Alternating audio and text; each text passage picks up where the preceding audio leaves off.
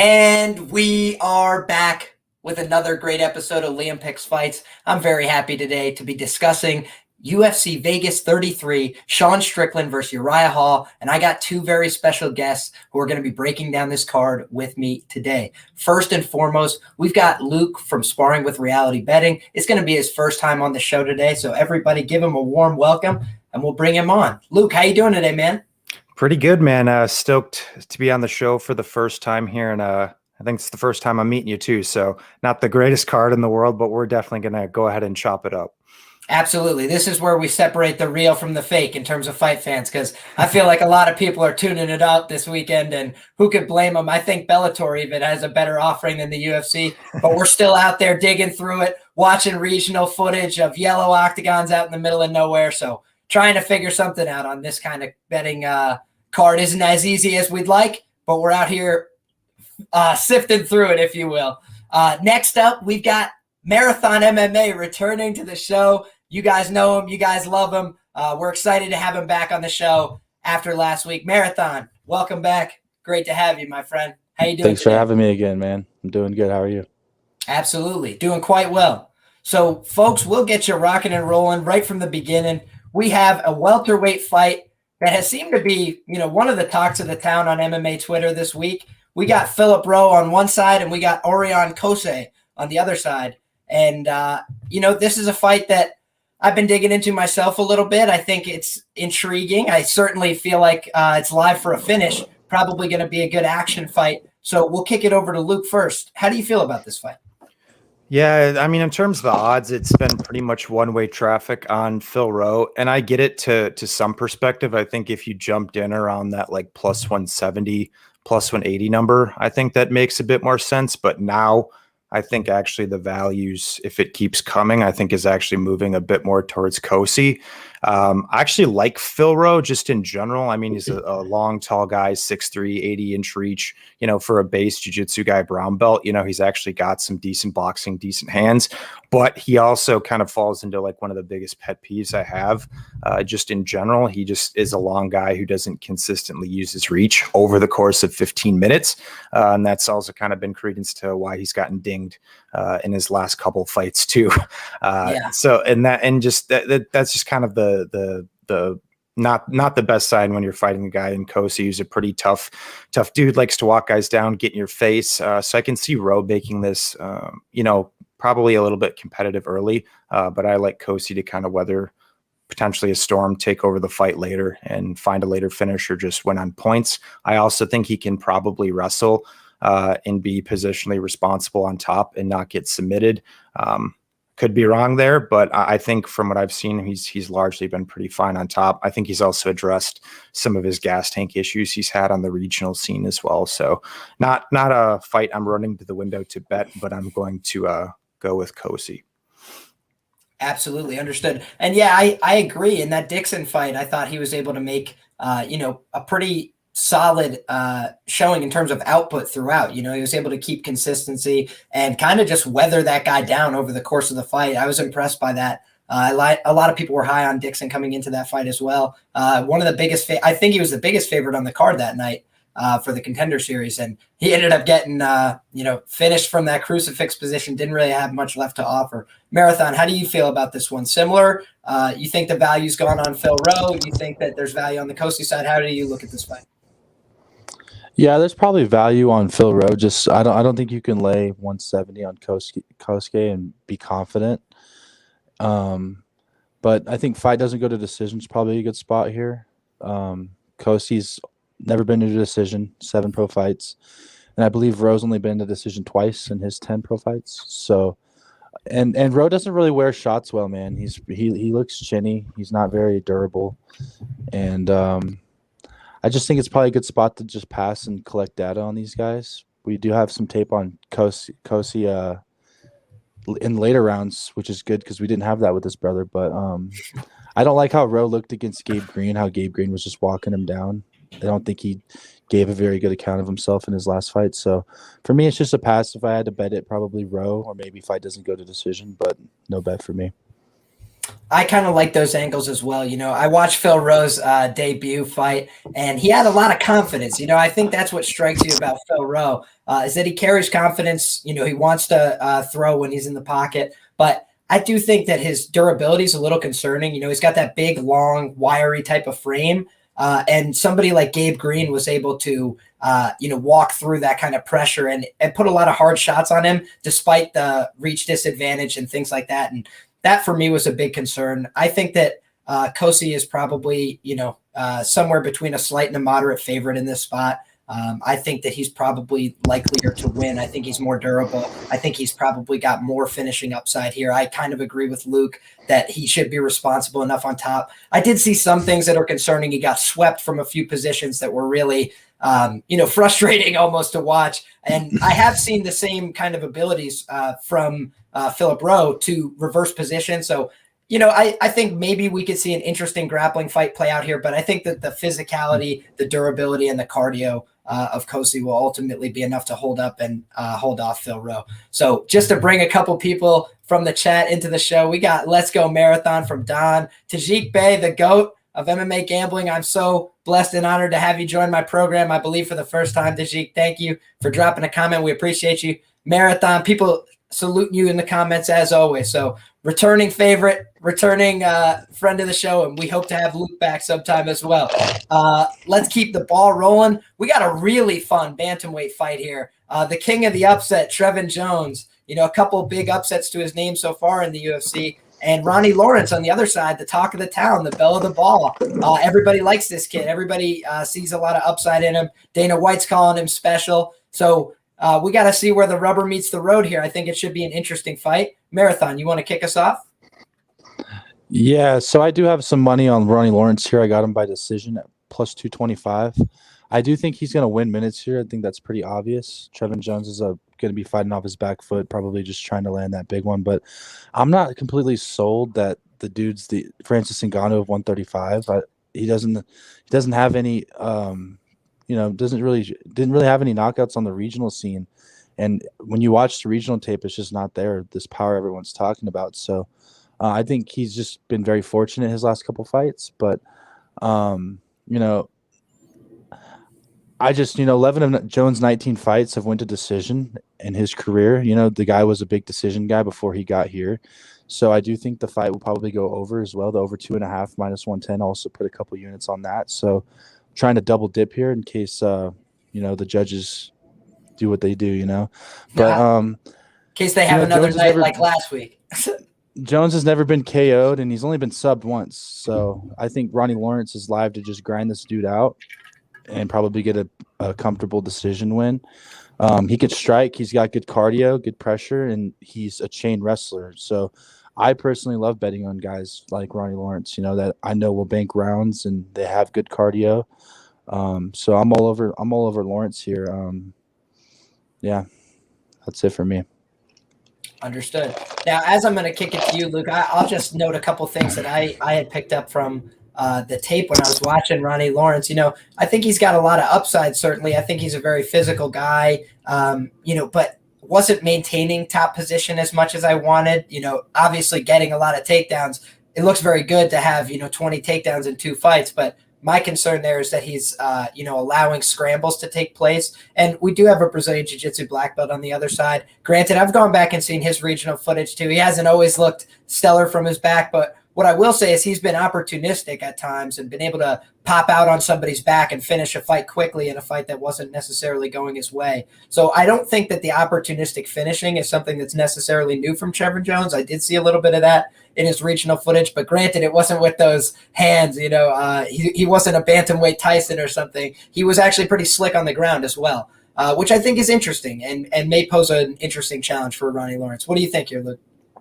Yeah, really not much to add with Marathon. I'm kind of in step with him there. I don't have a play on it yet, but I'm probably going to end up on Lawrence decision too, just because I think you can play his money line. I just think there's exponentially more meat on the bone on that decision, just because, as Marathon touched on too, Jones is incredibly difficult to finish. Lawrence either. Value. Yeah. But yeah, I just think the equity in this fight, if it goes over, exponentially favors Lawrence winning. I think I capped it like Lawrence 45% decision or something like that. So I'm probably going to actually throw a couple of units on Lawrence by decision. I am a little concerned with the hands of Jones. To Marathon's point, I don't necessarily know if it's fair to classify him as this gigantic hitter just because he doesn't have like an overall long track record of just starching dudes. But Lawrence can be like a little loose when he comes into the pocket when he throws stuff, which kind of terrifies me in this matchup. But nonetheless, I think there's quite a bit of value on Mr. Lawrence by points. So that's probably what I'm going to do too. So I may end up adding a Lawrence by decision play because I agree with your reasoning completely. Right now, what I have is a small play on Trevin Jones as an underdog. And the reason being is just because I feel like Trevin Jones, I feel like 45% for Ronnie Lawrence decision, is probably close to fair, somewhere between 40 and 45%. But I also think that, he doesn't have a tremendous finishing upside here. He probably has some finishing upside. But I think that the finishing upside lies on the Trevin Jones side. And I think that it's probably close to a 50-50 fight. I think what's interesting is that if Ronnie Lawrence threw more traditional strikes, like just normal kicks to the body, round kicks to the body, I would be more interested in backing him, but he throws the weird spinning kicks to enter range. And I feel like what's interesting about Jones is he works off the lead hand. His power shots, the 2 knockouts that he has in the UFC are both off the lead hand. And that means it has less time to get to the target. And especially if you're spinning, not even looking at the punch, I feel like he could clip him quick and change the complexion of the fight. And I just haven't seen Ronnie Lawrence prove it against like good fighters. Whereas Trevin Jones, for better or worse, he's fighting a much higher quality of competition. And I think he's proven more so far in his UFC run. And I think that was on one day's notice against Timur Valiev. He was proud of the fact that he had a full camp against Bautista. And I don't think Bautista is a terrible fighter, and he kind of made him look a little silly in that second round. So interesting enough to me. I'm going to stick with Trevin Jones. And, oh, dude, Tajik, you're the man. I appreciate you. I absolutely will do that off air. Trevin Jones is not a bad play. It's close, but TJ is a value side. Good read, Liam. I appreciate you, Tajik Bey. We will have to wait and see, boys. That's why they run him out. That's why these fights aren't on paper. But I like my guy Trevin Jones as an underdog. We can't get that huge inflated number like we saw in the Valiev fight, but still some underdog meat on the bone, and I think he's proven more. So I'm willing to go out on a limb and take that stab out here on the island by myself, and that's just fine. At least my man Tajik Bey in the comments is with me. So next up, we got women's 115 strawweight bout. I don't want to be rude, but maybe the snoozer of the card. We got Jinh Frey. We got Ashley Yoder. We got 10 people in the live chat. Appreciate you guys. So I'll kick it to Luke first. What do you think about this fight, man? Not necessarily a ton of action in terms of, a good fight to look forward to, but maybe there's some betting action that could make this intriguing. Yeah, definitely people's main event here. maybe not so much. Yeah, I think this fight could play out quite a few different ways. I slightly lean Yoder because I think it's actually one of the few matchups she's getting where she might actually be able to win a fight on volume for a change. Usually that's kind of where she's dropping her fights, but Frey just tends to, play the back foot counter game, straight left hand, might kick here and there. And traditionally Yoder will also play the back foot or at least be pushed back easily. But, both girls can't stand behind the black line for 15 minutes. Someone is going to have to play the bull here. And I think Ashley Yoder actually will. She's going to be at a pretty decent size advantage too. So I think she could just win on volume and optics. But conversely, if Frey shoots takedowns too and Yoder just gets stuck there, I wouldn't really be shocked either. Just because pretty much every time Yoder gets, put down, or even if she's in top position, she loses position often.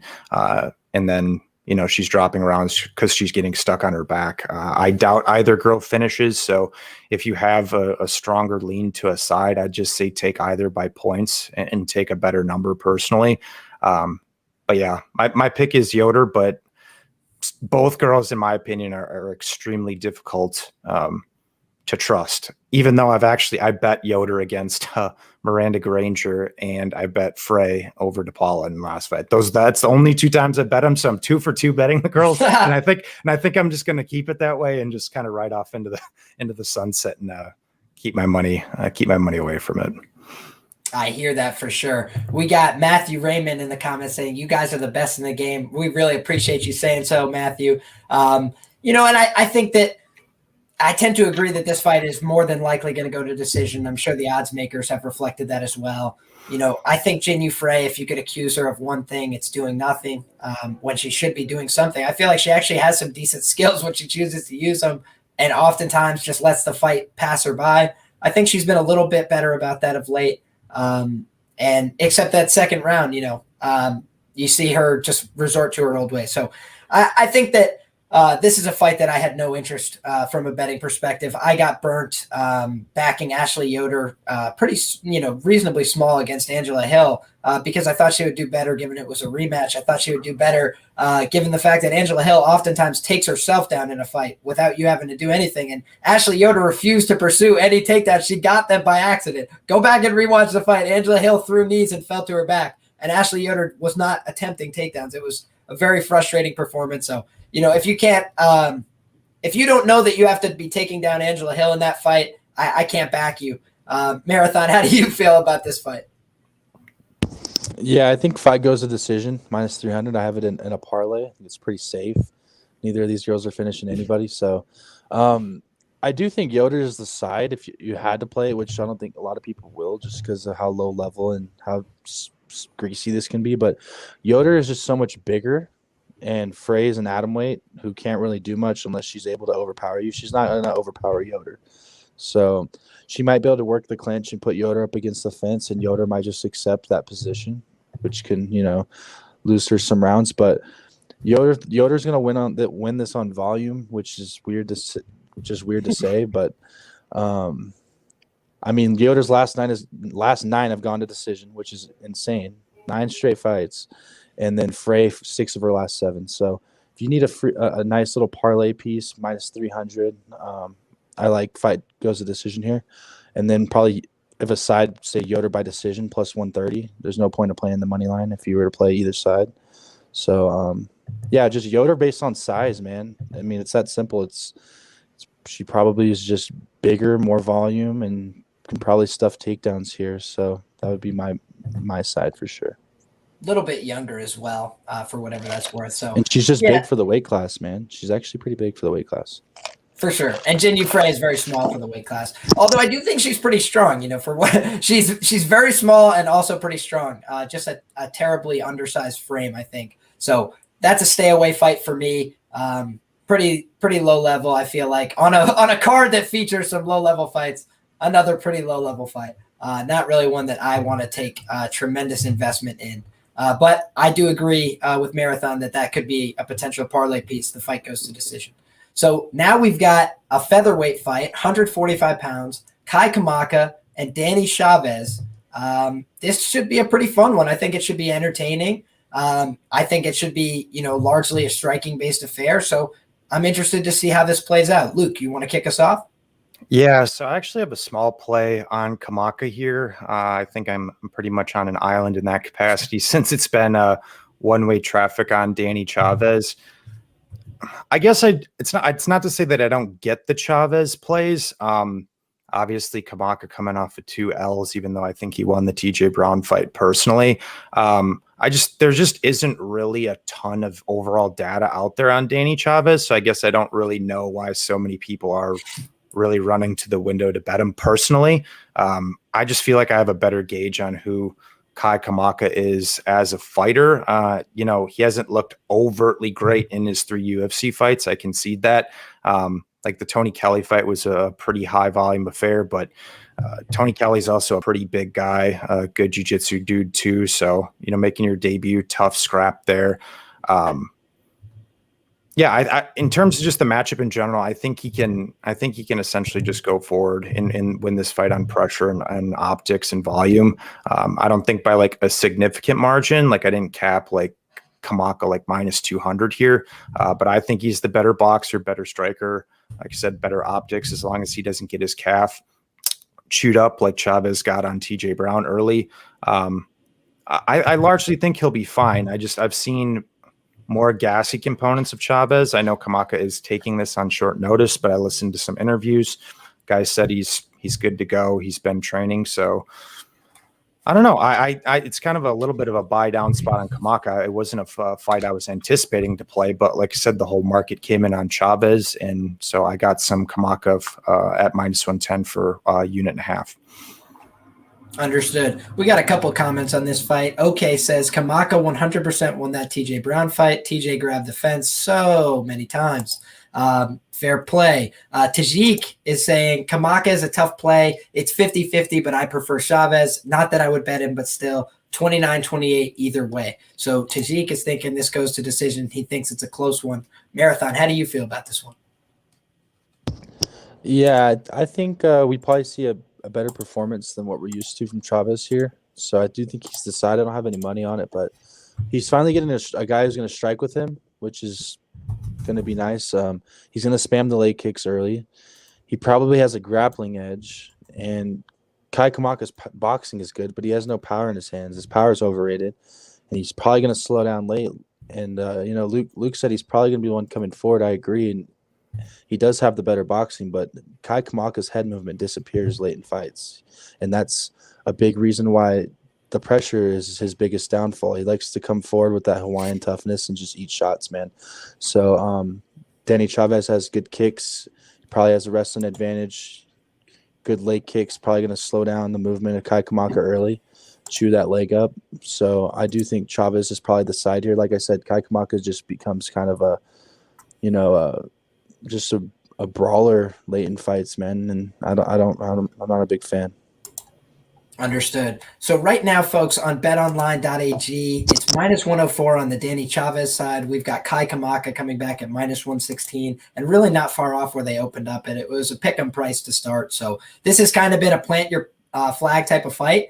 We got Luke planting his flag on one side. We got Marathon planting his flag on the other. And I suppose that, I think that I rate Chavez just ever so slightly because I do think he's a little bit more reliable on the heart and the toughness side of things when that third round, the going gets tough. And so, I do think it's a close fight. I kind of agree. I think this is kind of be a 29-28 type eke out a decision type fight. And so that's the reason I haven't chosen to get involved. I think that a pick'em price on a fight that I kind of see as a pick'em, I think it's appropriately lined. If you see an edge either way, you could find value on that money line if you see a significant edge. But I don't really see the significant edge on either side in this fight. I've kind of been let down a little bit by both guys throughout what I've seen in their UFC run. So for that reason, I'm going to temper my expectations, sit back and watch this. Maybe somebody will impress me, but right now I don't have any action on it. As we close out, MFN Hustler says Kamaka by decision, ? Tajik saying it's possible. So we'll see how it plays out. Probably going to be a close one. Should be a nail biter, but I wish the two of you guys luck on your bets, obviously, as I have no action myself. So as we look up the card, we're going to move one weight class up, lightweight division, one of the best in MMA, 155 pounds. We got Gruetzmacher, the Grits, Rafa Garcia on the other side. Interesting enough fight, Rafa Garcia, combate type guy, kind of cut his teeth, in the regional scene. Not really one of these guys who's coming in unseasoned to the UFC. And then Gruetzmacher, who's very seasoned, quite seasoned, some might say, in terms of both MMA experience, but really just much older guy in this matchup. Luke, we'll kick it over to you first. Or actually, Marathon, if you already got your mic ready. Marathon, we'll kick it to you first, and we'll come back over. Yeah, I'm all over Garcia here. Just like I feel like he's a pretty popular play this week for parlays. I got in pretty early at -250, and I sprinkled his inside the distance. I just don't know where Gruetz is better. I really don't. I just think Rafa's going to come forward and spam volume. Has KO upside, and he can also land takedowns. Probably has that path to a submission here as well. On tape, Gruetz just hasn't been wearing shots well when you go and watch his last few fights. His last one was against Lozon, which isn't anything to brag about. He's got think 2 wins in 6 years. So, and Rafa is coming off a loss, man, but he gave a good account of himself. I think we all can see that. His loss to Haskrat was probably more impressive than any win that Gruetz has stringed together in the UFC, and maybe any win in Rafa's regional. I feel like maybe even more impressive than any of Rafa's regional wins. You know, that was a pretty good performance on short notice. He went out there and threw over 200 strikes, and he went for takedowns. You know, he really went for it. So you pump out 200 strikes on Chris Gruetz, you know, you're probably going to win that fight 9 times out of 10. So I'm just banking on the volume here, the durability, younger, hungrier, you know, and I feel like the UFC's kind of throwing this dude a bone. You know, you go fight Nasrat on short notice, you know, you're probably going to lose. The UFC knows you're probably going to lose. So, you know, here's a bone. Here's Chris Gruetz. You know, the dude's a scrub. So we'll see if he gets it done. Sounds like a plan. Luke, do you feel kind of similar here? You differing in your opinion? What do you think about this one? Yeah, I largely agree. I think Garcia probably has him covered. I think it's interesting with Gruetzmacher because his L's just really aren't bad at all to guys like Ramos, Skelly, 2 really solid grapplers, and then getting deaded by Hernandez. But then his W's, you know, carcass of Joe Lozon and that Lovera guy who I think that was his only UFC fight. So there's not really much middle ground with Gruetzmacher. He actually did have the Ramos fight was like reasonably competitive before he got choked out. So I think some credence to Gruetzmacher. What I will say is in those 2 fights, you know, fighting solid grapplers, it's not like they just went in there and ran through him in 5 minutes either. So that's, I guess, the main credence I would just give to Gruetzmacher is the experience, and Rafa Garcia's best win is Humberto Bandenay, who went like 1-3 in the UFC. And just, I'm not a big fan of the Combate promotion from a strength of comp perspective. But nonetheless, stylistically, I do think Garcia can just play the bull, go forward, do more. To Marathon's point, I just don't really like how he was reacting to shots in that Hernandez fight, because that's kind of been his MO. You know, he's not a guy who's not going to use a ton of head movement. He just kind of works that brooding zombie forward like nature. And it's like, well, you know, you'll be able to do that only for so long. But homeboy's like 35, 36 now. I think the years of taking some shots might be catching up to him, because like I said, I didn't like how he was reacting to him. And Hoffa's going to throw some heat at him. I know he's not the biggest KO artist in the world. So I don't have a play on the fight yet, but honestly, I'm kind of intrigued on Garcia by KO at like plus 550. I think that's a pretty crazy number and worth a little sprinkle, because, you know, who knows? He could probably just come out here and wrestle too, but even a positional TKO, I think, is maybe even potentially in play. Like I said, I think he's going to come forward and chuck some stuff at Gruetzmacher. So to maybe just give some credence to my hypothesis that the guy might be a bit over the hill and not taking shots as well, I think I might end up sprinkling that. Well, we got Tajik Bey in the chat saying the legend, future Hall of Famer, future Titan FC champion, the one and only Gruetz. You know, I think that this is an interesting enough fight. I don't think that Gruetz has much of a future in the organization. To whatever extent Rafa Garcia has a future in the organization, it's probably predicated on him showing up and whooping Gruetz's ass this weekend and looking good doing it. I think that, you know, at least when you look at the metrics for Gruetz, they're not terrible. You know, he's landing a lot of shots in his fights. But again, you know, Luke pointed out, it's kind of boom and bust in terms of level of competition. Anytime he faces somebody of some merit who's not completely washed, he doesn't look very good. And Alexander Hernandez, you know, has been on a little bit of tough times himself, and that's his, like, you know, bounce back win as a massive favorite. So I feel like the UFC is kind of done with the Gruetz business and trying to pass him on out the door. I think that that's probably a good read from you guys, that you know, oftentimes it helps you, it behooves you to think about who the organization would prefer to win and advance and move forward. So I think that Rafa Garcia is probably the side here. Don't have any action on it myself. I could tell you that on betonline.ag, they've gotten smart to you, Luke. They've adjusted that line. It's plus 275 now. For Fuck. so they are getting hip to you. They know that you're trying to make some money on him this weekend. And they might, I bet they're listening to the show. They're afraid of you now. So hopefully FanDuel throws something stupid out this week. I can go pick something up at FanDuel. Got to find something out there. Garcia should be a lock from Dan. So everybody's feeling pretty confident on our man Garcia, except for John Stargarian, and shout out to him at MMA Fox. Luke is coming to us from the Club and Sub podcast as well. So just wanted to give a big shout out to those guys. They do great work over there, worth a subscription if you're not already doing so. So just wanted to move right along. We got Collin, Anglin, and don't crucify me for this, guys. Melsik Baghdasaryan. I'm trying my best at 145 pounds. Should be an interesting enough fight here. I'm pretty excited. Got, again, not a ton of pro experience, and normally that leads to fun, chaotic fights where somebody gets finished. So I don't know if that's what we're going to expect for this fight, but we'll kick it over to Luke first, and you can tell us what you think, my man. Yeah, I mean, I like this Baghdasaryan guy. I think he might have actually some significant upside in the UFC, but it's hard to really plant your flag on that, considering we have a one fight sample, and in that fight he kind of gassed halfway through and his output dropped off a cliff. But I guess more talking from a mechanical perspective, you can tell he's a pretty high level striker who hits incredibly hard. But like I said, had a strong first round, output drops off a cliff after that. Still won the fight. I think it's probably a good fight for him.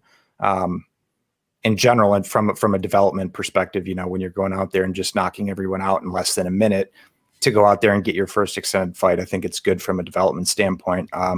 So I think he's definitely live early, but I still have some, significant questions on whether he's kind of addressed the gas issue or if he just doesn't go as aggro as he did on Contender Series, because it's kind of like a mirror matchup in certain ways, because Anglin actually, took a bit of a beating in the first round of his Contender Series fight, but he kind of weathered that storm, went out there and won the last 2 rounds, showed some heart, showed some cardio, showed some wrestling. So I think that's kind of another interesting component is if Anglin can get him down. Haven't really seen Melsik defensively grapple much at all. So, young guy at chalk 5-1, don't really know what he looks like off his back.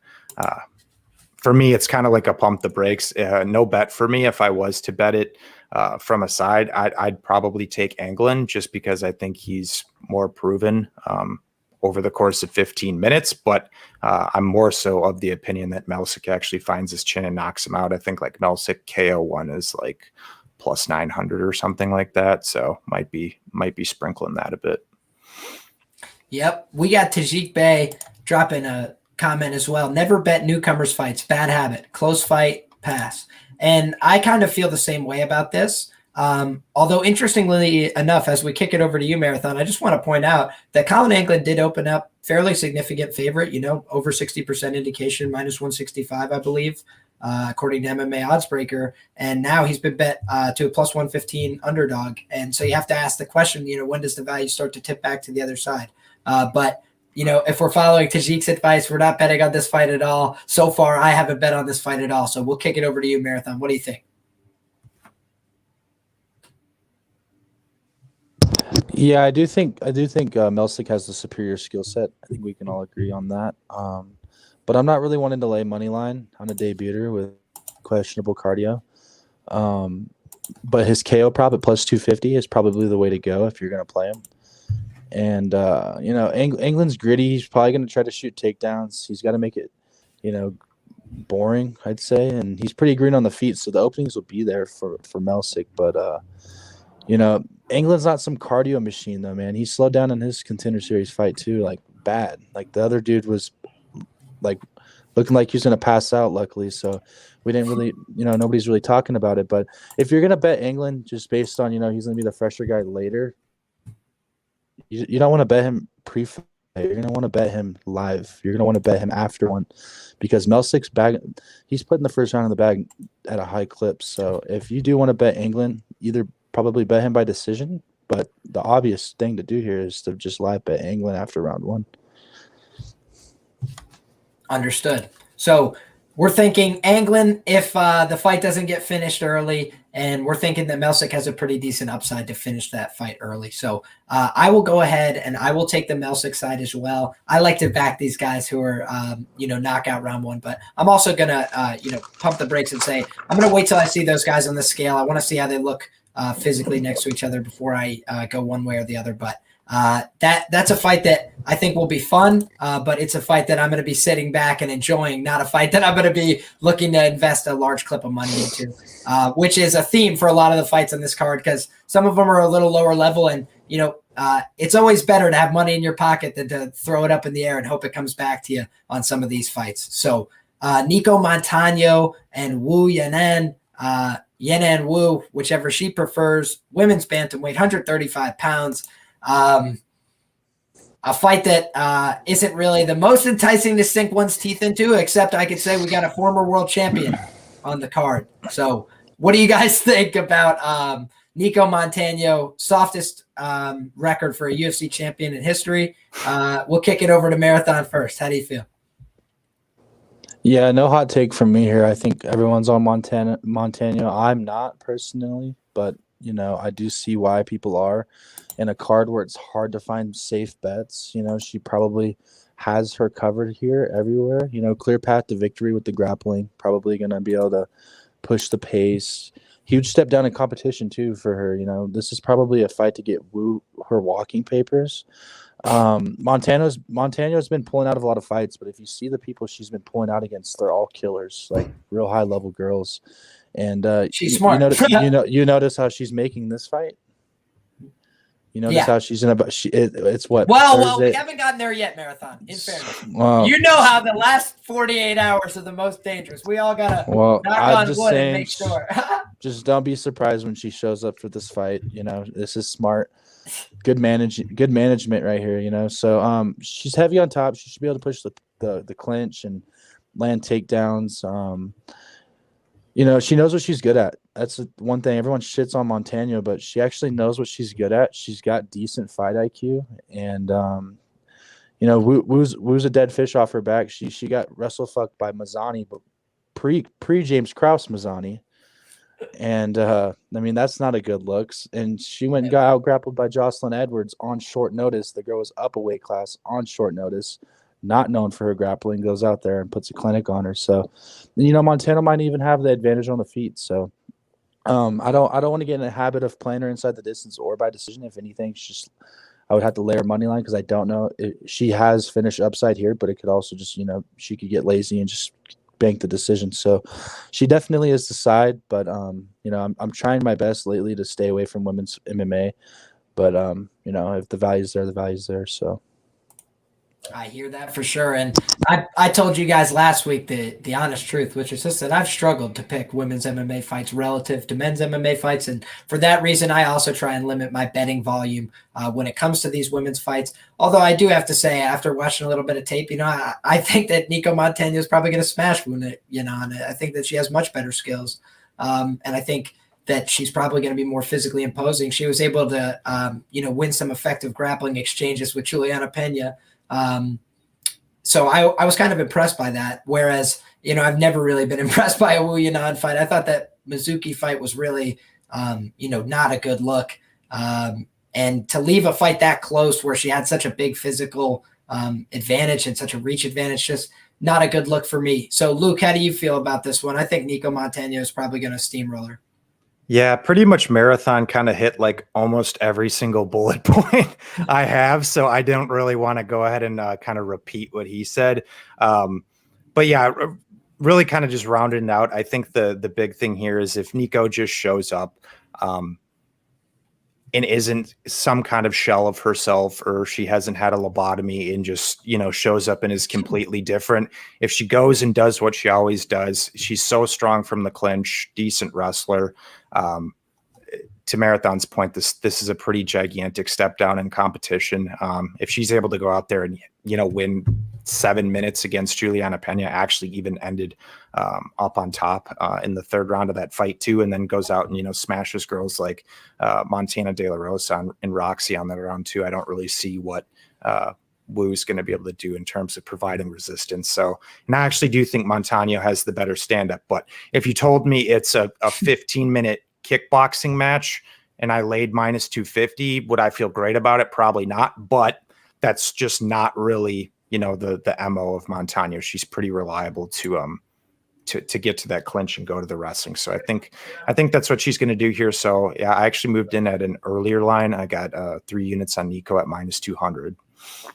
And I think the market's kind of come in and out on this fight, if I'm not mistaken, where there was some early action kind of pushed Yanan to being a much shorter underdog than she is now. And now it's kind of back to where it opened up. Nicco Montano, pretty significant favorite, greater than 2-1. I think that's probably appropriate. Probably going to sit on the sidelines for this fight. Think that Nicco Montano might finish, but haven't seen tremendous finishing upside. So gonna sit back and watch this one. Maybe. No, I'm kidding. I'll watch it, but I'm not expecting a classic fight here. I think it's probably going to be Nicco Montano controlling with grappling throughout the fight, and I think anytime she's challenged on the feet, she can resort to that with some success. So. Should be a fight, don't know how interesting it'll be, but hopefully it'll be a good one, and maybe something interesting will happen that we're not expecting. Next up, we got a welterweight fight with some question marks on it, but should be a lot of fun. We got Bryan Barberena and Jason Witt. Jason Witt, unfortunate for him, he's got a pretty decent skill set and not the right hardware to appropriately match it. He can wrestle pretty well. Got some pretty decent positional control from the top position, but you just see he gets touched on the chin one time by Matt Semmelsberger and it's all over. Sato was able to take him out quick. Just doesn't have a reliable chin, especially at this level. But then you got on the other side a bunch of surgeries, a little bit older guy, been hurt and rocked in a lot of fights has been Bryan Barberena, and was seemingly able to take shots and keep coming forward and fight through damage and starting to catch up with him a little bit, starting to get finished now at this point in his career. So how do you guys feel about this? We'll kick it to Marathon first, but I think it should be a fun fight, and welterweight fights tend to deliver. So I'm expecting fireworks.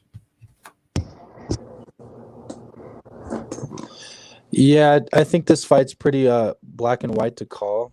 I think you're not going to lay any crazy juice on Barb just because, he is a brawler. He does get drawn into those dog fights. He's taken a lot of damage. The dude almost just died, he's coming off a really big, injury where he had blood. I think he had a blood or an artery burst in his abdomen, I believe is what it was. So, and we don't even know where his head's at, man. The dude was convinced by his camp to come back and fight another fight, his last fight. So, and he was taken down by Anthony Abbey. I think the only way to play it here is probably Barb KO plus 135. Witt's chin is so fragile that it's worth a fade, but you're not going to lay minus 250 on Barberena. I'd much rather go lay that number with Montano, so or Rafa Garcia. So Barb's more durable. He's got a good get up game. You're not going to hold him down. And if Jason Witt wants to come out here and shoot takedowns, he's going to get gassed trying to keep Barb down. And Barb's just going to keep getting up. You might see, Witt get up, take a deep breath with his hands down and just get tuned up. So, that's probably the way to play it. Barb KO plus 135. And even Witt, I don't really think his skill set's any good. On his regional tape, he's taken down dudes who don't know how to defend a takedown. They don't know how to defend a takedown. So I mean, I don't think he's really any good anywhere. So his chin's worth a fade. Do I want to lay minus 260 on Barb in a parlay? No, I'd much rather go lay it on Rafa or Montano. Barb, you got to play the prop inside the distance or maybe KO. I wouldn't hate his first round KO, but then again, I'm not in the business of wanting to bank on Bryan Barberena. So I will say he looked impressive in some of the striking exchanges with Vicente Luque. Really had Vicente hurt and rocked in multiple rounds, including like maybe 45 seconds, a minute before he got finished in that fight. He had kind of stunned Vicente again. So he carries power throughout a fight. I think that's a problem for Jason Witt. Luke, how do you feel? Yeah, no action for me. I guess a slight disagreement with Marathon in the sense, honestly, I think you can use Barb. as a parlay piece here personally. I think we just saw like a relatively, decent archetype in the last matchup of what Witt's going to try to do in Barb fighting Ivy. Granted, Ivy had some grinding success. I think he had like 5 minutes of control time, but probably like 80% of that was just in pursuing the takedowns. And even in doing that, he still got 30-27 on 2 judges' cards. So like, even if Witt is able to have earlier wrestling success or push into the cage, I still think Barb is probably going to be able to land shots and just win on damage that way. But then also to Marathon's point, I don't think Witt's going to be able to wrestle for 15 minutes with the type of resistance that Barb's going to bring. I think he's going to gas, because usually when he's able to get on top of these guys regionally, to Marathon's point again, the guys don't really have wrestling competency, so he's able to look like more of a monster on top. So traditionally, you see Barb minus 260, you're kind of just like, yeah, probably not. Usually he's a guy you might want to just like take a flyer and back as a dog. But realistically, throughout the guy's career, the only 2 guys he's really gotten grinded out by were Colby and Leon, 2 elite welterweights. So I don't really think Jason Witt's going to be able to do that to him. That's really his only win condition. I think he's pretty outgunned on the feet, even with some of the brawling like nature of Barberena. I just don't think Witt hits very hard, and he's incredibly fragile. So I think you could parlay him. I'm not saying you have to or you should. I'm just saying I think he could be a viable leg this week, because I think the win condition of Witt is pretty narrow. Understood. That makes sense to me. Marathon, how about you? I already covered the fight. Oh, you already gave your thoughts on this fight. Absolutely. So altogether, then I think we all would tend to agree. I have Bryan Barberena winning this fight in the very first round. I think he's probably going to knock out Witt early, but I do give a little bit of credence to the surgery narrative in the sense that it's enough to keep me off the money line. Might get involved on that Barberena KO line. I think that's probably a good look as well, Marathon. I'm going to look at those few options, but not a fight I'm going to have heavy investment in. That is to be sure. I might play it for, about a half unit or something. And you can always find my full slate of plays on Twitter before the action. So that would be a better place to look. I'm going to wait and see weigh-ins. I want to see if Barberena looks okay on the scale as well, given the fact that, somebody almost dying. I didn't give it as much credence in Jeff Neal, and then he hasn't looked the same, in my opinion, since. In his last 2 fights. So just something to keep in mind, not necessarily the same condition, but, the same kind of thing where somebody doesn't necessarily know if they could keep doing this and their team is trying to convince them that they can. So just something to keep in mind.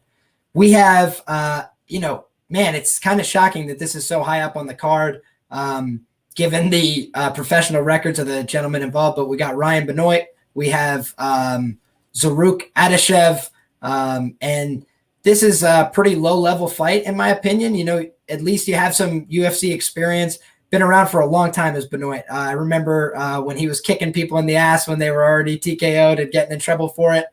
He's been around for a while, but, kind of stalled out a little bit in his career, still facing a higher level of opposition, not really progressing and starting to chop off some of those names. But then we have, on the Adashev side, a guy who's got very, very limited professional mixed martial arts experience. Kind of crazy to see him in the UFC. In my opinion, I would be kind of stunned if there's another male fighter with so few pro fights that's in the organization. So it's interesting. I think, God bless him. I wish him the best of luck. He obviously has some kickboxing skills. We lost our friend Marathon, but he'll be back. Don't you worry. And, I think it's an interesting enough fight. Luke, what's your opinion on this? You think there's a betting value to either side here? You think that this fight should be on a regional show somewhere? What's your thoughts? Yeah, I think it's a good pass spot. I know a couple people in my inner circle that are on Benoit, and I definitely get it, because I think from an overall skill set standpoint, I think Benoit's just better. I think he's the better striker. I think he's the better wrestler. I think he's the better grappler. But the problem with Benoit is that his metrics are just not good. For the flyweight division, he's well below the average. strike rate there. I think just a little below 3. He does have some pop and has some power, but once again, theoretically, if you're not letting your hands go as much, that theoretically also limits your KO chances just in general. And then 2, I think he only lands 0.33 takedowns per 15 minutes. So, he's not a guy that you can really rely on to go out there and shoot takedowns, because I think in a fight against Adashev, who comes from kickboxing background, I think that would probably just be his easiest route, would be to take this guy down and sub him. And if that's the case, minus 140 or whatever it is going to look like a really great bet. But historically, as touched on, that's just not really something you can bank on from Benoit. So, like I said, I can see why you would play him here, just because I think Adashev's probably limited in terms of his win condition to just going forward and throwing stuff and maybe winning on volume and optics in that capacity. If Benoit just doesn't really throw much back at him, I can see that. But yeah, my pick is Benoit by decision, but not an uber confident take. Understood. Yeah, I think that, I kind of like Benoit as a short favorite here. Obviously concerning the weigh-in fiasco the last time out. But I do think that Benoit has some upside because he can grapple. I think he probably is the harder hitter in this fight. And so, for me, that's 2 realistic enough paths to victory.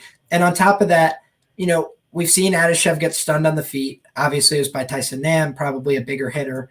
But I think that this is a fight where we could see Benoit show the class difference. He has been fighting UFC level guys for a long time. And so maybe we have this impression, he really doesn't look so good. Yeah, he's fighting tough guys.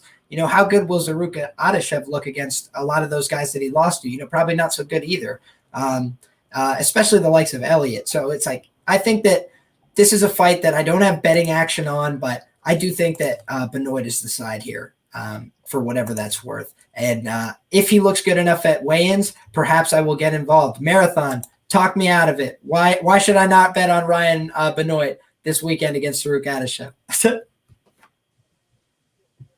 Oh, your mic is up, my friend. Here we go. Sorry, some technical difficulties. But yeah, you just can't trust him. You can't trust him, man. He's got low volume. Never uses his grappling edge because he has one here.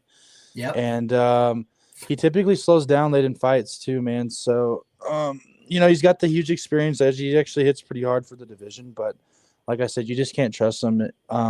He was just a favorite against Elliott, which is kind of funny because now he's now we're looking at him and Zarrukh Adashev, who, no one really rates Adashev very high. But, no, you can't trust him, man. He's not going to throw much. I think he lands probably, 2 or 3 significant strikes per minute in flyweight.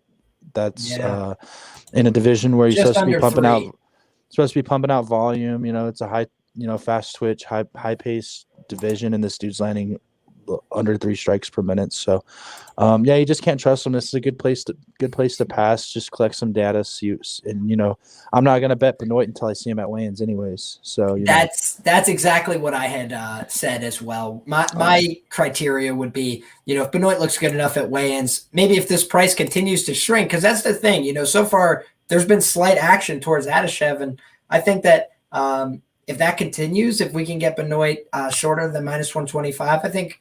A small poke on that Benoit side might be appropriate. I wouldn't disagree with that. But as the price sits right now, it's minus 135 on betonline.ag. It's only gone down 5 cents since when it opened. So we'll see how this line plays out. I think that if Benoit looks good at weigh-ins, the line might shoot the other direction. So we'll have to wait and see. But just when you have such a bounty of pro experience, and granted it's a limited data set on the Adashev side as well, but Adashev only has 1.92 significant strikes per minute so far in his UFC run. So it's like, are they going to just stand there and look at each other? That maybe is a live possibility as well, that it's going to be a low volume affair. And, because it's flyweight, I don't think there's a tremendous amount of finishing potential, but to the extent that it's there, it's a high variance enough kickboxing match. Probably don't want to get too invested on either side here.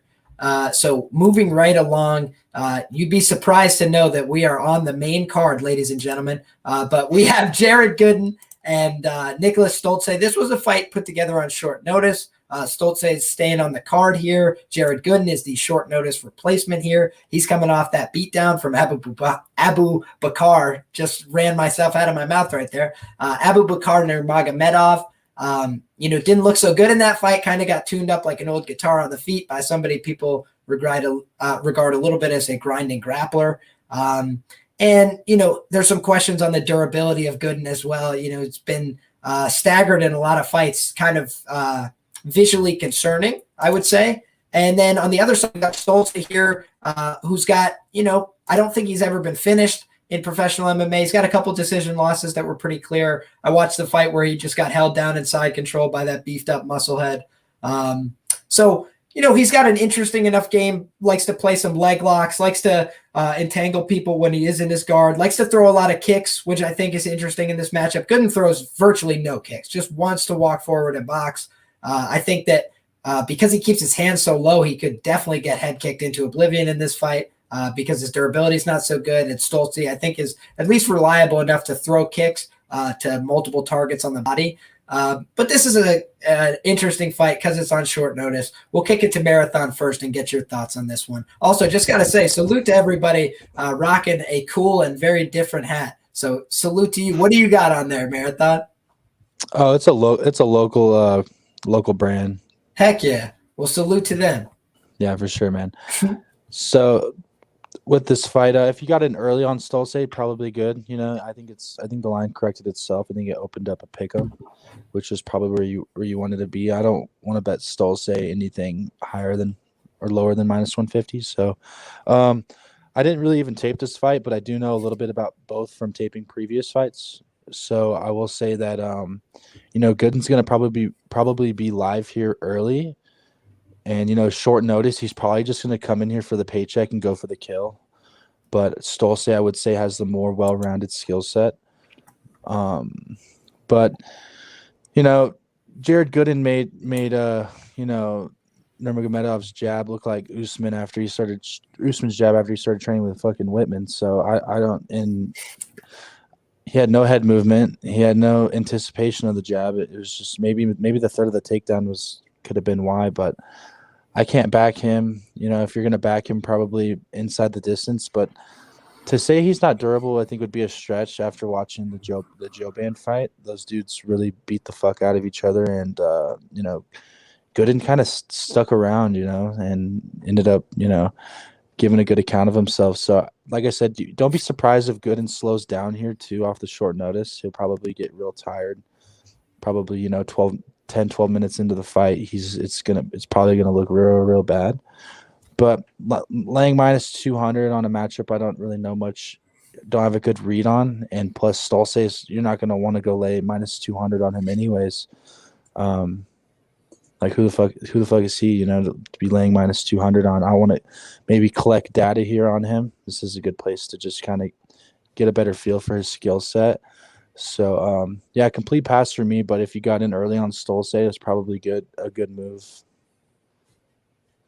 I hear that. We got my man Gordon in the comments saying Stolze plus money was wild if you got in at Gordo Gambles. I completely agree there. I think that, the market was quick to correct itself for good reason. I don't think Gooden has gone off as a favorite in any of his UFC fights. I'd have to double check that, but this isn't somebody that the market's looking to back, I would think, especially after the performances that we've seen in the octagon. Not a ton of convincing evidence. Obviously, Marathon points to the Allen Joban fight. I believe that was Allen's last fight professionally, and Allen didn't like the adversity that he faced in that fight. He kind of said as much. He was like, I sort of realized this wasn't for me anymore. And so I think that, he was kind of working through, an end of career crisis in that spot, whereas – I do think that there's been some cause for concern on Gooden's durability. Obviously, he was able to hang in there in a fight where there was a lot of strikes landed, but could he do that against somebody who's younger and fresher and going to mix up the tools? That I think is at least a live question. But at the price, obviously I don't think it's worth paying a 2-to-1 line now on Stolze. I think there's a lot of unanswered questions on his end as well. So let's sit back and hopefully we get a good fight out of this one. That would be my ultimate hope. But I think that Stolze at least put up a very good fight in that Ameev fight. Was able to get a takedown of his own, was able to remain competitive in some of those grappling exchanges. Luke, what do you think about that?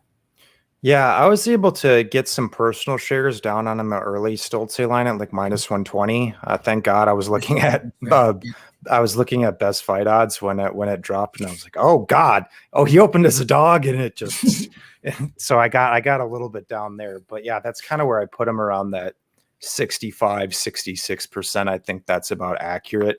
I guess one thing I want to say is I don't know who Gooden's manager is, but there's really not doing this guy any any credence. They give him Joe Bannon's debut. Granted, yeah, guy going on his way out, but from there, then he gets fed to a tough Russian, and now 0-2, you're going to take a fight on less than a week's notice, where if you potentially lose, they could cut you. Like, it just doesn't really make much sense to me personally. But stylistically, yeah, Stoltze, decent kickboxer.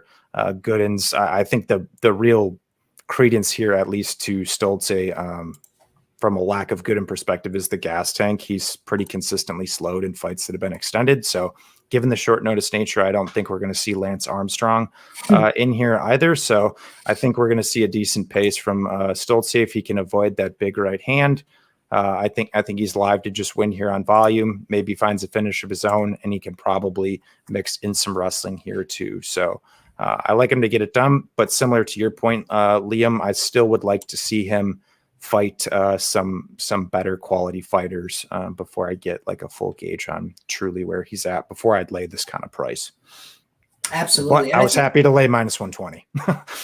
Absolutely. I think you're spot on the money there. I think that's a good price. And I think that Gooden, if he has one thing going for him, he is a big physical guy. And I have seen Stoltze, despite his grappling, seeming pretty competent, just getting out muscled and out physicaled by a few opponents. And, maybe Gooden can bring that into this matchup. Maybe he's seeing something we're not, but I think that Stoltze is probably the side here. I think he should be a -150 or greater favorite. I don't know that there's a tremendous amount of betting value left anyway to slice it on this fight.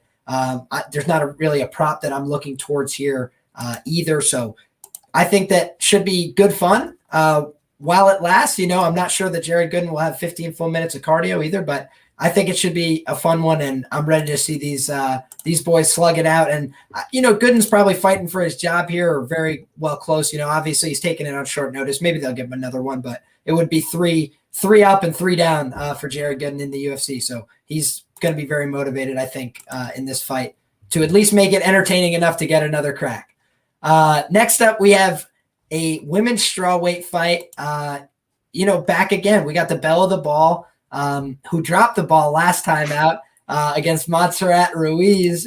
We've got Cheyenne Bays on one side, and then we got Gloria DePaula, who dropped the ball for me. I was one of those sad folks who backed her in the favorite capacity, only to watch her have no answers from the bottom position. Frustrating. Another reason why I am off these women's MMA bets, or at least limiting my volume. But we will kick it to you first, Luke. What do you think about this matchup between Gloria DePaula and Cheyenne Bays? I think that you said you have a bit of a stronger take on this one on Club and Sub, if I'm not mistaken. Yeah, I think Bays is a really solid spot here. And I know it sounds stupid, terrible, ironic to say that given the last performance. But I think it's kind of a mistake that people can make in this game sometimes, is if, well, one, either they were invested in the last fight and they get let down, and then it might discourage them going forward. But really, her getting headlocked like that was Ruiz's only win condition, and Bays closed, I think, -400 there. And so, I think you have to hypothesize and say, okay, what if that didn't happen? Once again, that was her only win condition. If that doesn't happen, she wins the fight handily, probably dominant 30-27, if not finishes Ruiz. She comes in here and fights DePaula and is probably -300. Whether you agree or disagree with that based on the stylistics isn't necessarily what I'm getting at, but just based on where they would cap it, I think Bays would be a sizable favorite. But in terms of the stylistics, you touched on it, that, Jinh Frey isn't exactly a powerhouse of a wrestler, and those takedowns came extremely easy in the first and the third, and DePaula really just has no get-up game. That's not the only fight as well. If you go back and watch her fight with DePadua, another short, stocky girl who's no good, was actually able to beat her up pretty good on the feet and land takedowns as well. Honestly, I think Baze is just better than her everywhere. I don't think like by significant margins on the feet, because that's obviously the credence to DePaula. She's going to throw volume. She has a decent clinch game, but in this level, I think physicality goes a long way. And Cheyenne Baze is just the stronger, more physical girl here, who I just actually think is the better technical striker in general. I think her mechanics and whatnot, and her footwork has came quite a ways over the years, but really the credence, in laying the chalk at this line is I think she 100% will really justify her price tag if she comes out here and wrestles, and she has in her last 2 W's on Contenders and her regional fight before, and she's looked solid. So yeah, I like Baze, and the only reason I think why the line is dropping and people are playing DePaula is because of the Ruiz fight, but I just don't think that fight holds any relevance in any capacity to this one. So I think it's actually a good buy down spot on Baze, despite it being chalky. So I got 2 units on her money line at -168, and I'm going to throw a unit on Baze decision at evens here tonight. Nice. So, as Luke was pointing out, Cheyenne Baze, it's kind of an embarrassing loss. A lot of people, I think myself included, would class it as a bit of an embarrassing loss if you go out there and get outworked and control grappled for 8 minutes by Jinh Frey. So, you got 2 girls who are both obviously raw in terms of their skills, but, obviously both have shown some potential. I think that's why people are on both sides of this matchup. I tend to agree that Baze is probably looking like the right side. And the reason I say that is because I've already been burnt by this once. I don't have to go back and find this. I have already learned my lesson on Gloria DePaula, and I don't think that she's had enough time to make these kind of drastic adjustments in her game. I think that Baze will be, if not winning on the feet, competitive on the feet. What's ironic is both these girls, we're talking about their embarrassing performance, and then you go look at the stats, and both of them are way outlanding their opponents in terms of significant strikes. But it's because they were both control grappled so badly in their last fight. So I think that should be an interesting enough clash of styles. I think Baze is probably the more ready prospect at this time. But Marathon, you get the final say here. What do you think? Yeah, I totally agree with Luke and a lot of his points. Baze is definitely in play here. The line is really, it's just recency bias in my opinion. The Ruiz fight has nothing to do with this matchup. It's just recency bias, man, and it's kind of embarrassing how people are factoring in the Ruiz matchup into this one. Is Gloria DePaula going to come out here and try any upper body throws or any kind of grappling of any sort? No, she's not. She's going to come out here and try to strike, and Baze has a solid pace. She's physical. She strings together combos, which is something we can't say a lot for anyone in women's MMA. But she's got a big grappling edge, and I was on GDP against Frey too. I hate to say it, but she's clueless on her back, man. It was really frustrating having money on her because she had no get up game. She didn't really know what to do. She'd get taken down, get passed through her guard like butter. And then, she would just sit there and she was just throwing strikes from her back. Like these are the kind of girls you're going to want to capitalize on. We got some data on her. She's obviously not very good. And she's lost striking exchanges on the regional scene, like Luke pointed out, to smaller girls. She's not some Muay Thai kickboxing world champion or anything. She's got good striking, but in a fight where I think it goes to decision, a takedown is a round. She gets a takedown, that's a round. That's we've seen that. That's money in the bank, man. That's 4 minutes, I think it was in both rounds. Almost 4 minutes of control in both rounds. Yeah, so that's how I'm looking at it, man. And you take away the Ruiz loss, Baze would be a very sizable favorite here. I'm talking minus 300-400, and she's owned up to that loss. I just watched her her media day interview. She's embarrassed, man, and she's hungry. She switched over back to Big Extreme Couture. She's back with Eric Nicksick, who kind of groomed her as a prospect. So I'm looking for her to come in here and make a statement. I do believe in her as a prospect. And,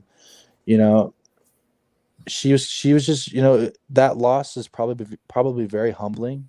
And I think we get a real, how do I say it? I think her tools are going to be a lot more sharpened here. So give me her minus 165 all day, and then decision at even money is probably another good way to play it. I think she goes out here and absolutely smokes this girl, 30-27. Nice.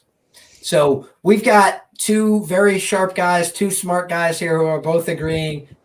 They think it's probably worth putting money on Cheyenne buys. They think it's probably worth putting on her by decision. I would take that information and act accordingly as best you see fit. Now, I also want to point out our man Gordon in the chat says, I agree. He says decency bias. I'd say recency bias is huge. If Bias wins last time's out, she's minus 350-ish here. A lot like what Marathon has to say. Gordon's a smart guy. Check out his work if you haven't. She's a passionate fighter. I think that Ruiz L lights a fire in her. You guys are right on the same wavelength here today, Marathon. And we got okay in the chat reminding us that, if things don't go well for Cheyenne Buys in the case, she'll follow you home, bitch. And I really think fun enough fighter. Cheyenne Buys, I think she's coming back for revenge here, and I think she just might get it. We got MFN Hustler asking, what's the decision prop at right now? I would think that it's probably close to evens. I think Luke had mentioned that because the fight to go to decision is like minus 300 or something, minus 400. So, the bookmakers are onto this going to decision, but yeah, you could probably shorten that price significantly on Cheyenne Buys by playing her by decision, and that might be the look if you're trying to limit your exposure on this. One thing I do think it's worth playing the money line here because I would not be surprised if she gets a finish.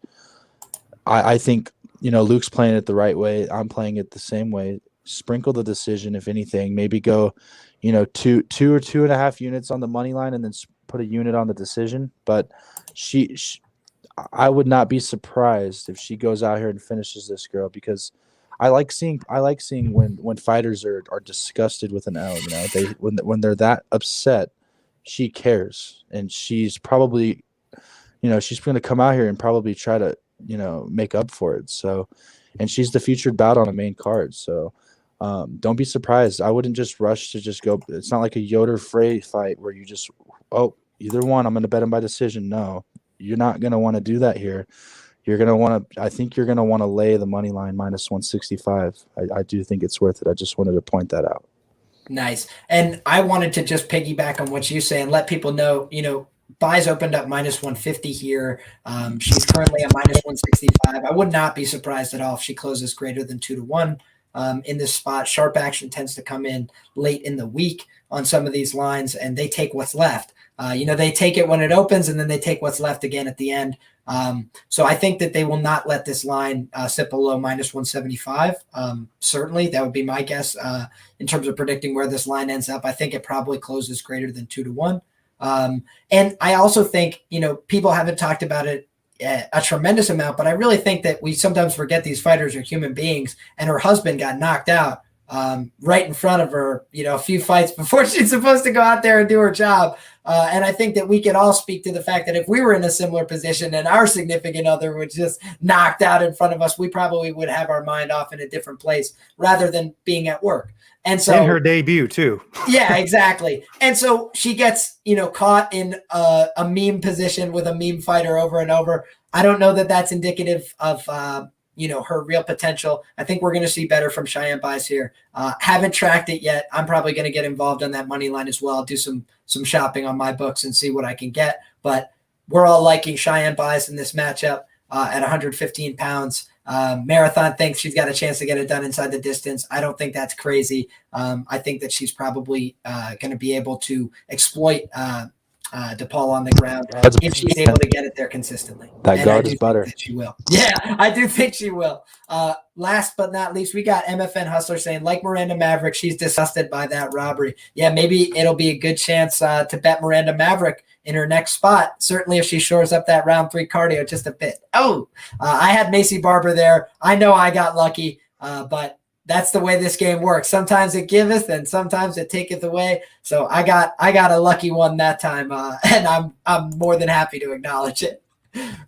We've got a bantamweight co-main event that, to be honest with you boys, I have not looked into this as deep as I need to feel confident making a wager. Kyung-Ho Kang is one of the very few guys who's been fighting in the UFC for a long time that I had really no familiarity with. I feel like I watch the UFC every week and have for years, and I still don't know who this guy is. I had to go back and refamiliarize myself, probably because he's going with the split decision every time. probably not the most exciting fights, but I'm going to go back and watch more of his career because I've just been looking at him from a statistical standpoint. Hani Yahya is a guy that I don't tend to look to back typically because he's getting older. In the time that I've been betting on this sport, Hani Yahya has been a pretty old guy, a little weathered, but I do think he's got real skill and upside, and he has the ability to finish fights on the ground fast. He's got real Brazilian Jiu-Jitsu acumen. In a game where a lot of people have belts and this and that, he's got real Brazilian Jiu-Jitsu acumen. He can use it functionally in the octagon, but I think he's going to have a tough road because he's going against a wrestler, a guy who's got very good wrestling metrics on his own side of things, and so it might make for a tough night at the office. We've seen Hani Yahya, spend himself pursuing takedowns before, and I think that that's a live possibility in this spot. We'll kick it to Marathon first. How do you feel about this co-main event, which I'm very surprised to say that Hani Yahya and this guy we've barely ever heard of is in a co-main event, but cheers. Yeah, I do. I don't have a play here, but I do think Ronnie's probably the side just because his win condition's probably a sub, right? He's a legit player on the ground, and what's his opponent going to do? He's probably going to take him to the ground. So if you're going to go play in Ronnie's guard, I'd got to think at dog money he's probably the side. But neither of these guys are good point fighters. Neither of them are very good when the fight gets stretched out. So I wouldn't be surprised. I mean, maybe under 2.5 play here wouldn't be a bad idea if you don't like Ronnie. But I do think Ronnie's the side just because I'm pretty confident that he's going to go into Ronnie's guard. I understand that take for sure. I think that man, that would be really, really a bad idea. Sometimes you have these fights put in front of you where we feel like as gamblers, we can see the danger in something, but oftentimes these guys get into it, fighting's an ego sport, and you don't want to think, hey, I can't hang in this kind of position. I'll put myself there, and it's kind of crazy, man. I feel like if he decides to get into the guard of Hani Yahya, that would probably be a mistake. Luke, how do you feel about it? Yeah, man, this I think is one of the funkier just matchups in general that we've gotten in a while, because just based on like both guys' careers, like they've had like crazy longevity, pretty decent records, but have just fought horrible competition. If you go look at Hani Yahya's runs, like that dude's probably had one of the just best, softest. easiest, softest runs. Yeah. But the guy's like, I think 12-4, 1-1 in his run or something like that. But stylistically, I don't know. I've seen that there's a couple people in my circle who are on Kang, and I understand it because I think it's almost too easy. Like if he just stuffs takedowns and boxes, he probably should win on volume. I know he's been to like a ton of splits and whatnot, but I mean, Yahya is pretty hittable, and his volume is also exponentially lower, tends to throw slow throughout the course of the fight. But to Marathon's point, and that's why I don't really have a great gauge on the fight in general. If maybe he does just go to his wrestling base and says, I'm fine from top position, I think that would be a pretty stupid game plan personally, because Glad we agree on that. Well, yeah, because you're giving just historically, that's, the credence to Yahya. He's going to even get to your legs and stuff. Even though I think Kang did defend a leg lock against Ramos, which was somewhat impressive, but nonetheless, he's just kind of a difficult guy to trust, in my opinion. But I think with the correct game plan, I think Kang could look like a really great bet. But this fight just kind of has like trappy type feelings to me, where if you bet aside and then your fighter either doesn't do what you think they're going to do, or they do and it just doesn't happen, I think you're just gonna be mad at yourself, like kind of either way betting it. So it's one of those spots I'd rather just stay away from. I've bet against Yahya a handful of times, and it just hasn't historically went very well. He's just a funky, crafty guy that does need to be given respect.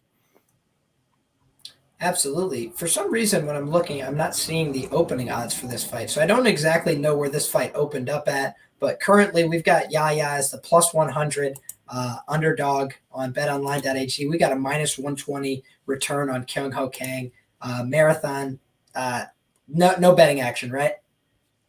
Okay, yeah. So I think this is a total stay away fight from all of us involved. I think maybe it's going to be fun, maybe enjoyable. I think it has to be dog or pass, in my opinion. If you decided to opt for a side either way, cheers to you. Just wanted to shout out the odds mug, Z's MMA. We have my man Payne in the comments. I recognize that mug. Absolutely. Always want to give a shout out to my man. If you guys want, check me out. I'm going to be doing another breakdown tomorrow after I get to do some more tape on Kyung Ho Kang on the Z's MMA Fair Play podcast tomorrow night. So looking forward to that as well. I believe Marathon's going to be there too. So should be getting the gang back together, having a lot of fun. Keep that in mind as well. But guys, the featured event, the reason we're all here, probably the only reason there's still a fight card on this date this year is because of this fight. Uriah Hall, Sean Strickland, actually some meat on the bone, something interesting, careers that were fun to go back and watch. Honestly, I went back and tried to do a pretty deep dive on Sean Strickland's run because he's been around the UFC for a really long time, man. Young veteran, a lot of fights in the UFC.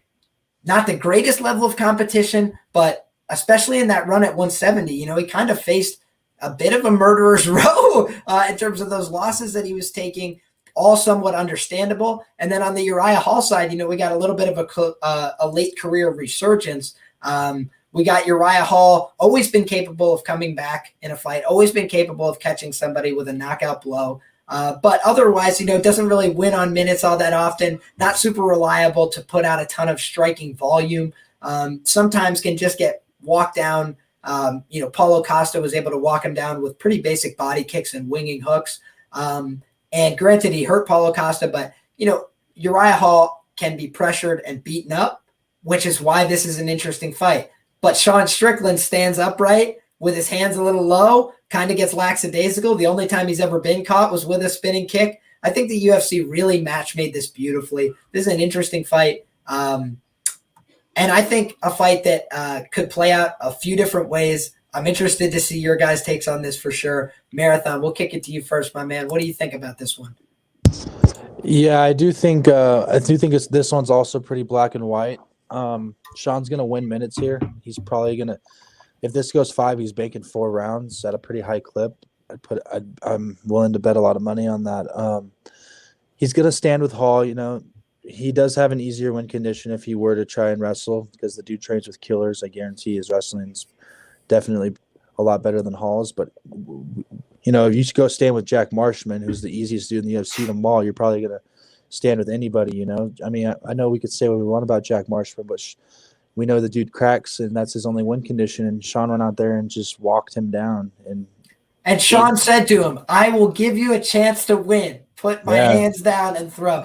That to me is the thing that's like a little hard to back Sean Strickland minus 200 when he's going to say, I'll give you a fight you can win to the guy in the middle of the fight, Very meathead mentality. Notable fight to when you're taping for this fight, just because Jack Marshman is probably the easier dude in the UFC to take down and control. So, so it's pretty black and white. I think Sean's going to bank minutes at a pretty high clip here. I'm pretty sure I can guarantee he wins 3 rounds here at a high clip.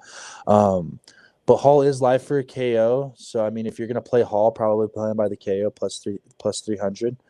But as far as the money line goes, I do think Sean's a pretty good play. It kind of goes back to the Ronnie Lawrence play for me. I'm going to take the guy that I know is going to, be banking the minutes and winning the rounds. Hall just doesn't throw much, man. So, Sean should be walking him down. He has only been knocked out once in his career, and I know it was to some spin and shit, but these two in a fight he was winning too. Yeah, so I do think Sean's definitely the side. The line got wide, but you're looking at a line where you kind of know who's going to be throwing out the more volume, who's going to look better to the judges. Sean's going to be the one coming forward. Hall's probably not going to want to get in any of the phone booth exchanges. So I got Sean at minus 210, parlayed with Yoder and Frey to go to decision. I think I got that at minus 101. Okay. So I don't like playing Sean straight. I do think you want to parlay him. But again, he's going to win the minutes. And which also gives you a chance to hedge out, by the way. If you're going into the main event and you want to hedge out of that parlay, it gives you an opportunity to do so. Yeah. Parlaying the main event is always something I look to do if it's chalky. But yeah, Hall's life for a KO, of course. But as far as a pick, you got to go Sean. Understood. And we got MFN Hustler saying Sean by late round 4 KO maybe or decision. And one more thing too is with the small cage, it just doesn't help Uriah. And Uriah dropped 3 rounds to Silva before finding the knockout. Silva wasn't a point fighter at that point of his career, nor has he ever been. And he did take a round off Adesanya though. Yeah, but I don't know, man. It just feels like the small cage. Sean's going to be in there, just with his style, just coming forward. Uriah Hall's drops some rounds to some questionable fighters. So, like Bavon? Bavon Lewis, yeah, that was bad for sure. 12 and a half minutes or so until he just decided, all right, I've had enough of this. And if Sean banks 4 rounds, I just don't see him, playing with his career. He's on his way to, a contender fight, a number 1 contender fight. You fight Hall, you're 1 fight away from a title shot. So, if he banks 3 rounds and he's up 3-0, maybe he just goes out here and plays it safe, keeps his hands up. So I just think the small cage is something to note for sure. Absolutely. So before I kick it to you, Luke, I just want to, I'll come clean and let you guys know I do have a little bit of betting action on this fight. I was able to put down, I want to say it was 0.7 units on Uriah Hall inside the distance at plus 275. And the reason that I did that is because, I don't know necessarily how much value you're going to extract on the Uriah Hall money line. I think that's about appropriate, but I think that, his win equity is pretty much all in that inside the distance figure. I think that he's going to be losing minutes. Even if you look at the fights that Uriah Hall tends to win, it's fights where he's losing minutes or fights that he tends to win. Whereas when he starts to win minutes, he gets a little overconfident, and the likes of Derek Brunson can send him to the stratosphere as well. So I think, either guy could finish in this spot. But we've got 12 fights for Sean Strickland in the UFC. I believe he's accrued 4 knockdowns. He's been knocked down twice. So he doesn't have exceptional power.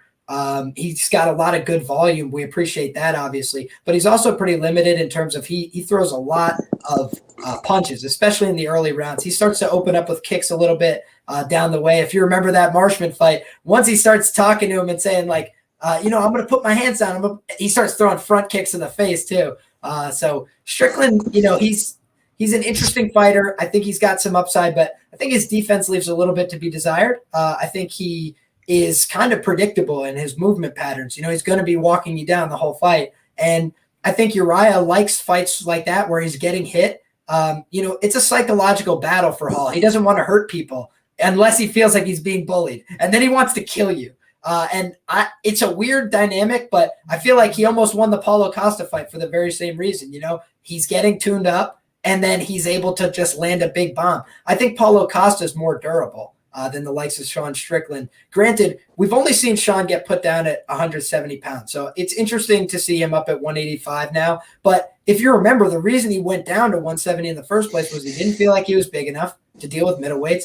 I went back and rewatched the Luke Barnett fight, his UFC debut, all sorts of things where, he looks competitive enough in striking exchanges, but a little loosey-goosey, and it gets him punished. And I think the same thing in the Ponzinibbio fight, where Ponzinibbio wasn't looking more technical or crisp than him, except that he was walking him down with some pressure in bursts. And when he would walk him down and throw big, heavy shots, Sean's defense was liable, and so he would get kind of stumbled back with shots. I think that Uriah Hall's win equity is probably wrapped up in a finish of some kind, but I think anything over plus 250 for Uriah to finish inside the distance is probably value. So that's why I got involved there. But I do agree with you guys. Sean Strickland, more likely to win the fight, has more clear paths to victory.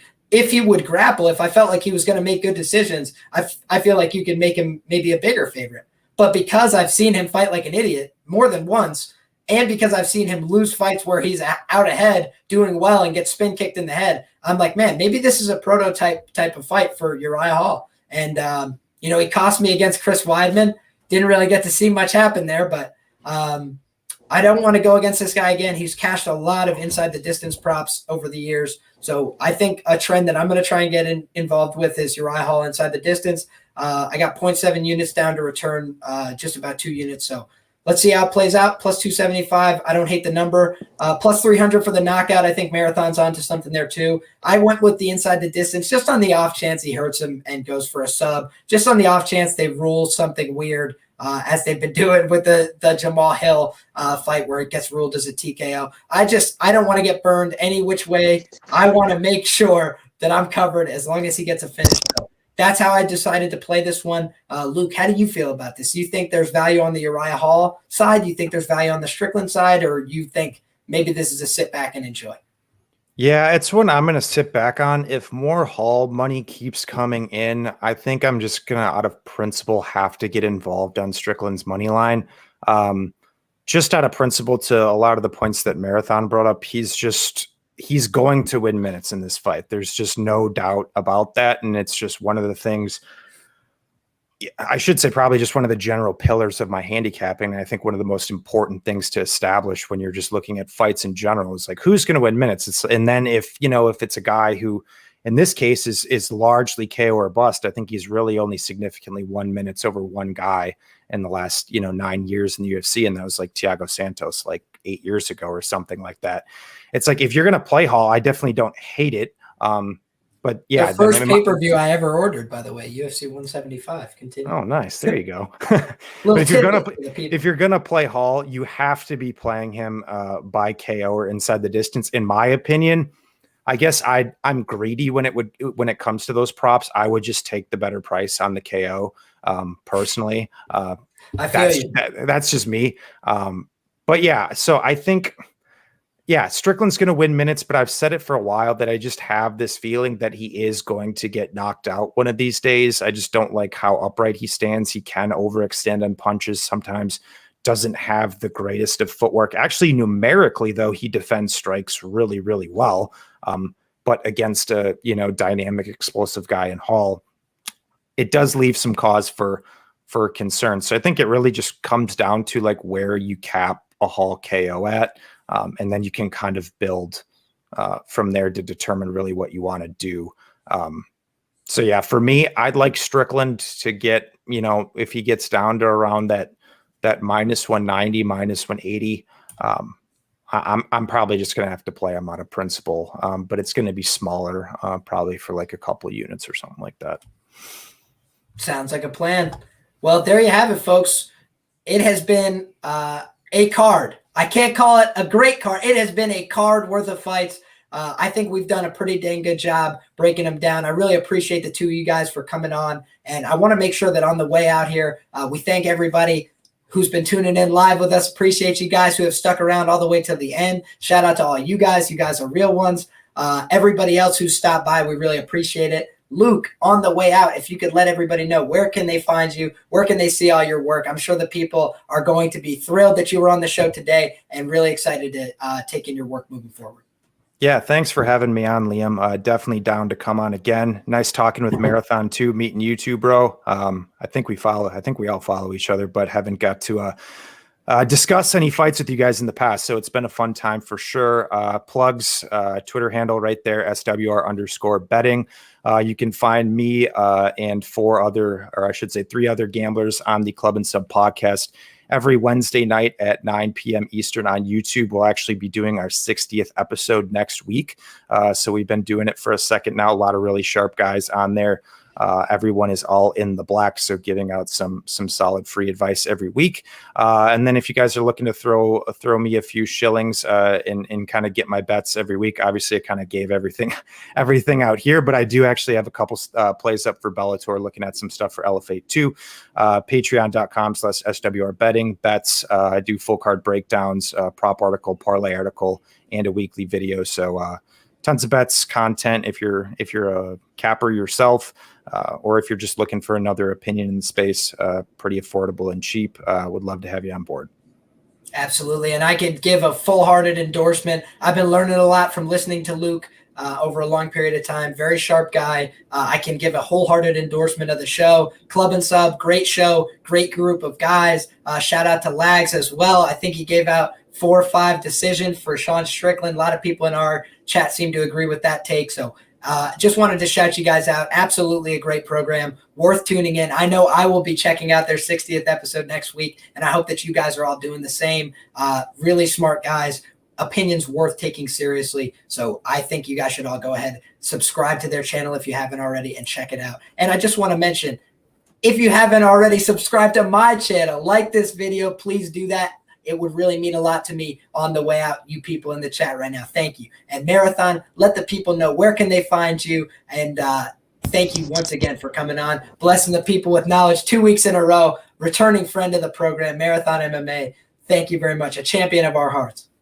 Yeah, thanks for having me on again, man. Anytime, just let me know. Twitter's at Marathon MMA. My bet MMA is in the link in my bio. 135 units profited to date. So if you're interested in getting on board, just shoot me a DM. Couple more things. I max betted AJ McKee, so if you want a free play, there it is. I'll see you guys. Okay. So just want to throw that out there, and then I'll see everyone. I'll see you again, Liam, on Fair Play. Hopefully everyone tunes into that. Absolutely. So like he just mentioned on the way out, we'll say thank you very much. Pain Fight Predictions says, great show. We appreciate you for sticking around to the end. If you want to check me out, guys, you can find me everywhere at Liam Picks Fights. That's on Twitter. That's on Instagram. That's on YouTube. And I'd really appreciate if you could like this video, get subscribed to the channel. Always appreciate when you do. If you want to hear from me next, Z's MMA Fair Play podcast. It's going to be a ton of fun. And Marathon and I are both going to be there. Could also let you guys know next week, you're going to want to follow me on Twitter and see who we got. We got another great panel of guests lined up. Liam Picks Fights. We're coming at you hard. We're coming at you every week. And we're really excited to break down another card. UFC 265 hopefully will be an even better betting opportunity and an even greater slate of fights. But tonight we had a great time. We had a great cast. I'm really excited about the guys we had on. Thank you both for coming on. Thank you to all the people for watching. Until next time, always gamble legally, gamble responsibly. Have yourself some fun. It is good guys versus the bookies each and every week. You know which side we're on. So we appreciate you all. We wish you the best of luck, and we will see you all next time. Be well. Take care.